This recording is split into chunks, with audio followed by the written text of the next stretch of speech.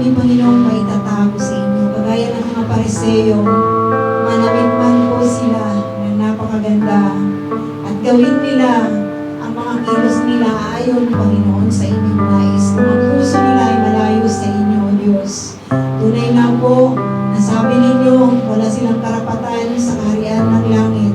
Ang kanilang matatanggap sa inyo ay inyo pong pagkukondem, Lord God, ng impyerno. Dalangin po namin ang mabi ng inyong mga anak sa pamamagitan ni Kristo.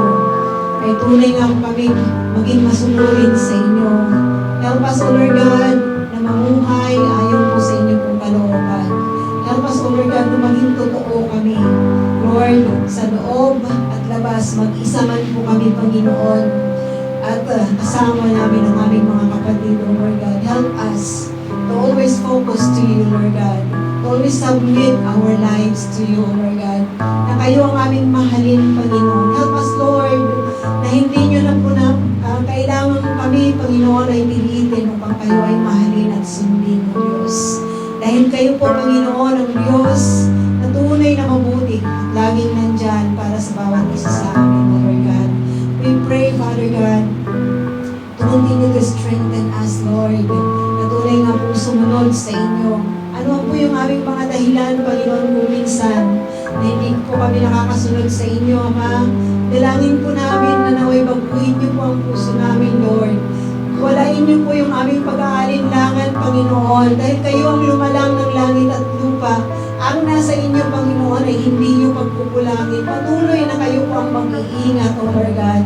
Salamat, O Diyos, na patuloy niyo pong pinapalago ang pananampalataya namin, O Lord God, dahil sa inyong pong mga salita, O Diyos. We just commit to you our lives, Father God, and we commit the whole week, O Lord God, na inyo pong ipagkakaloob sa amin, Panginoon, as we go out from this place, O Lord God. Mula ngayon, hanggang sa darating na Sabado, Lord, help us to continue to experience your power, your goodness, your loving kindness sa bawat buhay ng bawat isa, O Diyos. Saan man po kami, Panginoon, pumunta, help us, O Lord God, to remember that you have great plans in our life. Help us to focus on the eternal things, O Lord God, not on the things na nakikita namin, Panginoon, dahil lahat ng nakikita namin ay mayroon pong katapusan, Panginoon.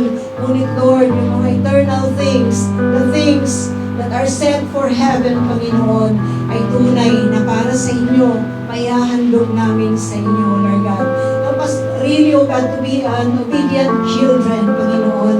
Help us, Lord, na hindi lamang sa pamamagitan ng aming mga panalangin kami ay hihingi lang lagi ng aming pong naisin, ng para lamang sa aming Panginoon. Help us, Lord, to always continue, Panginoon, to ask ano po ang nais ninyo sa mga buhay namin, O Lord God.